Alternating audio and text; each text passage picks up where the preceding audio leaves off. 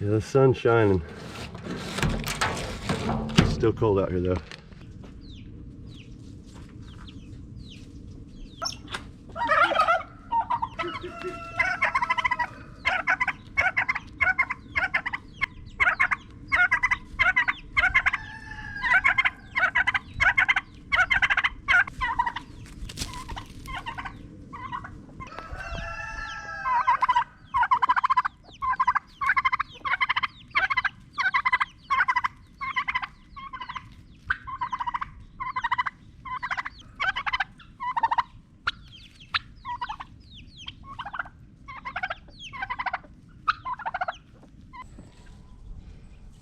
Morning, y'all. Jason Morris, you're watching Get More Outdoors. I'm gonna squint into the morning sun, but I'm so glad we have a nice warm sun this morning. It was 28 degrees when I went out to milk the goats. It's quite chilly.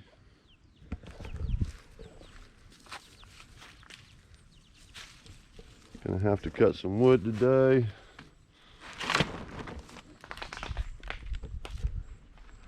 Take y'all in here to the greenhouse. Oh yeah, it still feels like July or August in here, which actually feels pretty good right now. The plants seem to be enjoying it, including the beautiful Persian lime tree that we have successfully kept alive for, I think we got this 3 years ago. Has a few limes on it.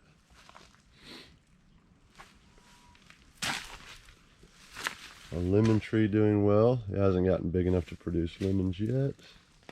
Still waiting on that. But yeah, I've got to get some wood cut up today. That's a big task that I gotta get done.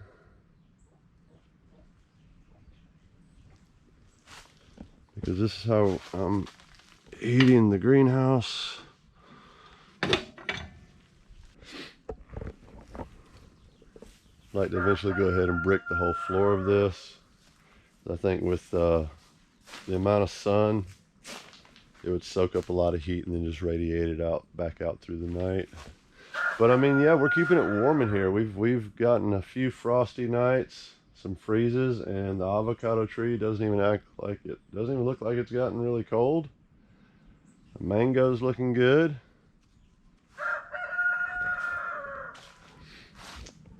And I had some fire blocks. I went ahead and just stacked them up beside the wood stove, and it really helps to absorb that heat and then throw it off as the stove is getting cooler.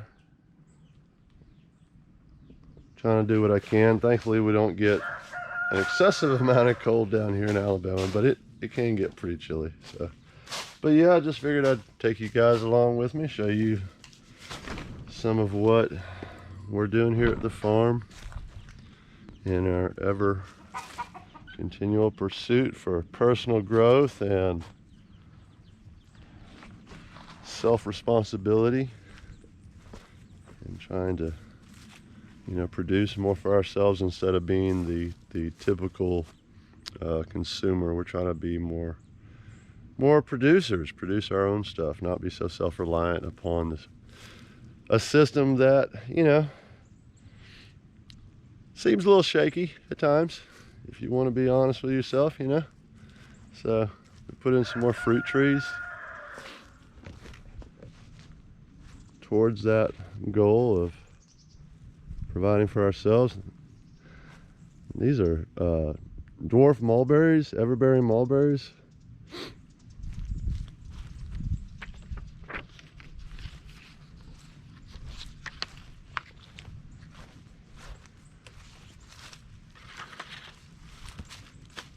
Yep, got the beds covered up. A few pepper plants I left in, they look pretty sad. It's okay, they'll be taken out very soon, replaced with other things.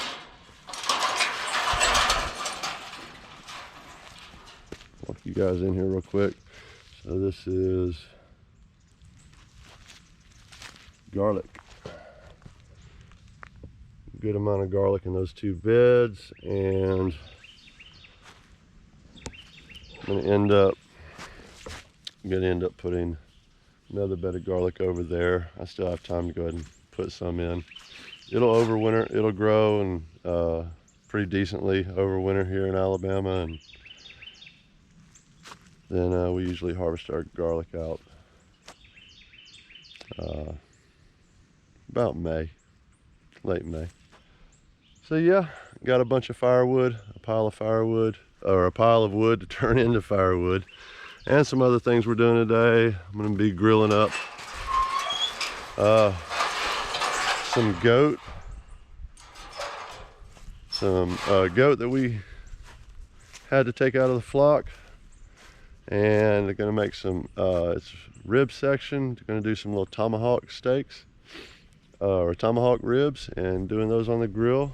So probably get you guys a shot of that, and yeah, we'll just see what we can get accomplished today. I believe our loofah vine is done, but it has produced lots of loofahs that are still drying out. Some of them are dry and ready to peel and turn into natural biodegradable sponges. You can use these for anything you use a sponge for, once you peel them and clean them up, that is. But it looks like we've got plenty of them from this one vine.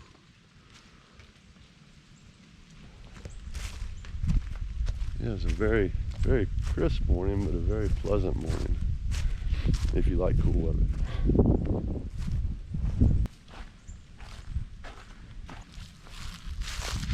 Looks like we have a wild kitty down here. Sonic, what's up, buddy? Enjoying the morning sun? Yeah. Hey, kitty. What's up, buddy? Yeah. So, because I'm getting tired of having a little makeshift shelter, which is actually fine for most of the year down here. We don't, like I said, we don't usually get much severe weather as far as cold and whatnot here in central Alabama. But still, I would like something more substantial. So me and my son are getting started on building a log structure of sorts. I'm gonna call it the milking building, I guess. What's up, kitty? Yes. How you doing, buddy?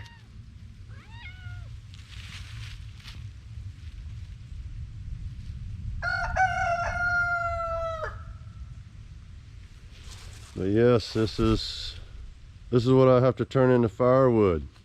So I'm about to get a chainsaw and get to work and make the man glitter fly.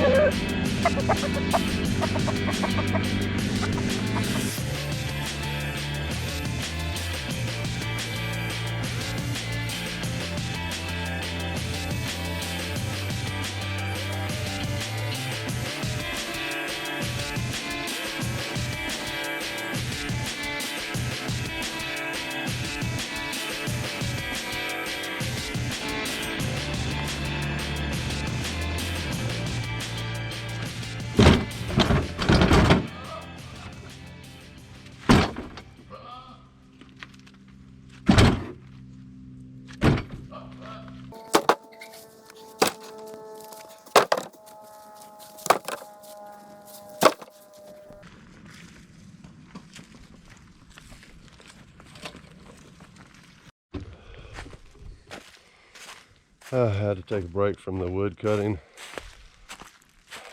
Well, I didn't have to, but notice the billies are getting a little low on their hay, so. What's up, boys? Cole? Buddy, your horns are looking just absolutely impressive.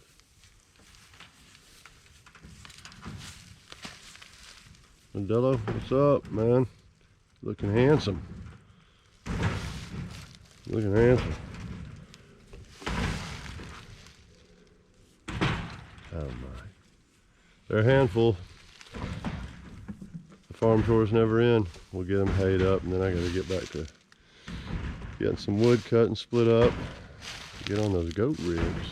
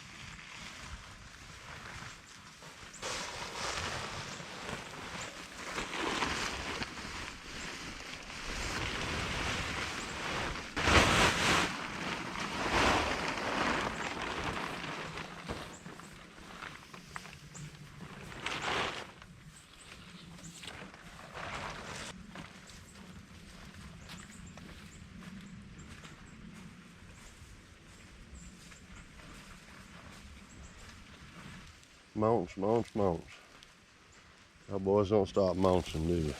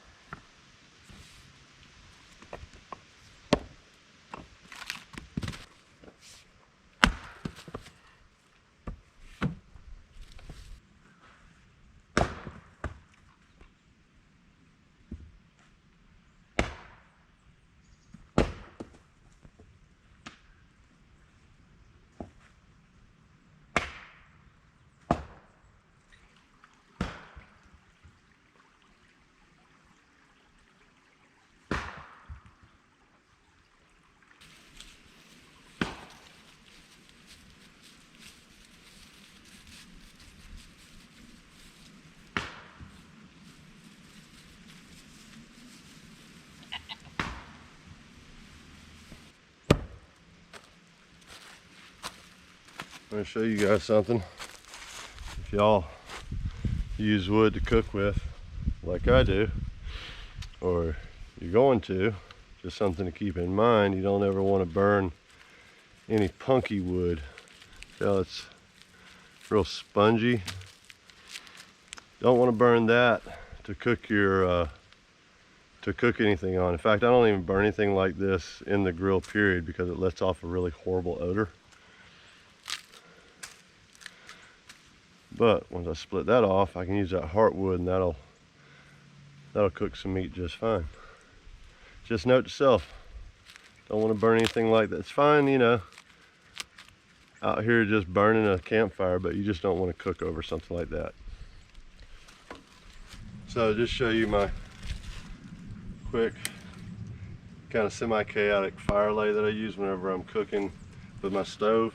Note to self, when you're cooking using wood on a grill, and it's perfectly fine to do. I've been using this Weber smoker grill for a long time, and I don't use any kind of charcoal briquettes. I just use wood. And I'll show you here. I'll get the camera in close.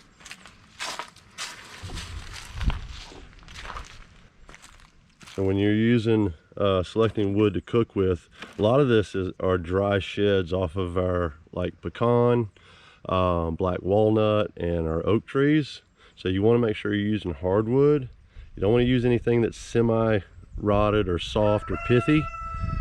Just remember, whatever you burn inside your grill is going to basically season your grill, and you're going to get those flavors mingled in with your food. So you want to burn like really good hardwood. Just some maple that we just split up, and then some oak. But like I said, it's just a mix of good hardwoods.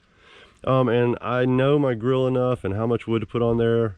I know that I can cook this, burn this about halfway down, and it's going to give me a good cooking temperature of about 370 to 400 degrees for the first about 30 minutes, and then it'll even out to about 325 or 350. So, you know, perfectly good to use hardwood in these grills. You get a much better flavor when you're cooking your food that way. What is it, girl? Hello, Brad. What's up, baby? How y'all doing? Yeah? How y'all doing? Tulip? Autumn?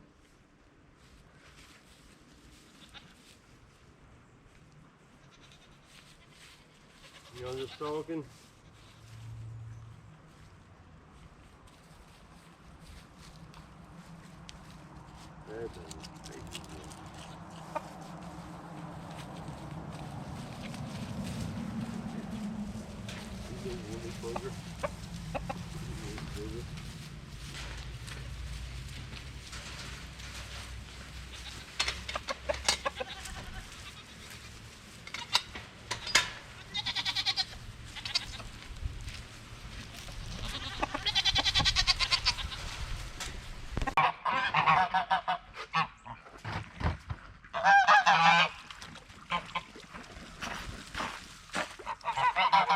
All right, as you can see, hush.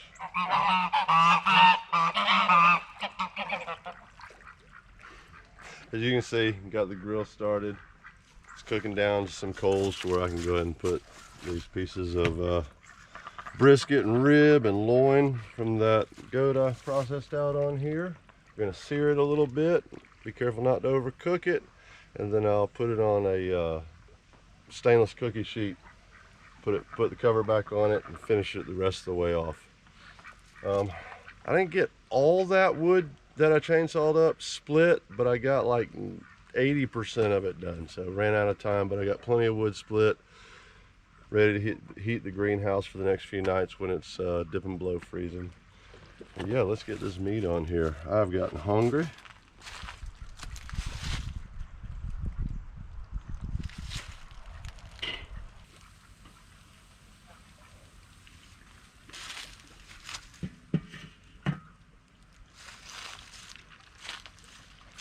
All right, we'll let that sear for about 5 or 6 minutes on that side. I'll turn them over, we'll get them all seared, and I don't want to lose all my fat and drippings, so I'll put them on a cookie sheet, put them back on there. We'll catch all that fat and drippings, and they'll finish the rest of the way off in its own fat. So, great way to do chicken, great way to do a lot of different meats. I don't do it with all of them.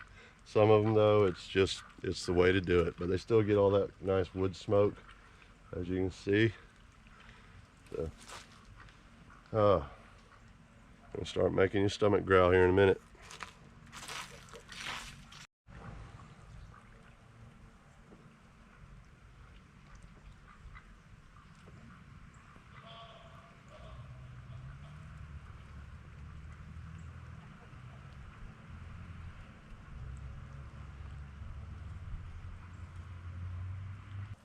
Just wanted to show y'all. I'm not sure if I mentioned it earlier. I think I did. Got it right there, a little below 400. So right where I wanted it. You get to know about how much wood to put on there, and you can peg those temperatures pretty good.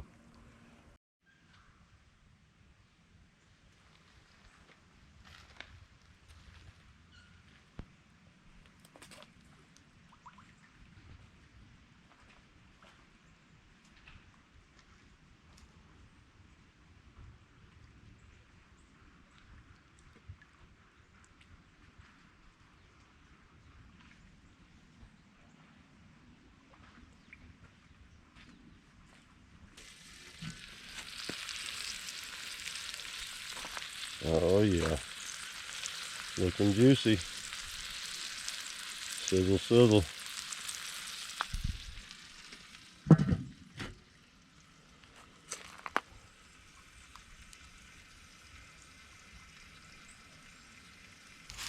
Alright y'all, got the goat fixed, got it back in the house, and all the chores just about done for the day. My wife's inside making the sides.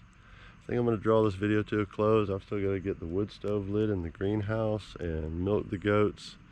But no, it's not been a great, big, exciting day, but it's just been a day in the life here on the farm, getting some things done. And if you've been here the whole time, I'm glad you got to hang out with me. And until the next time, we'll see you. Y'all take care. God bless.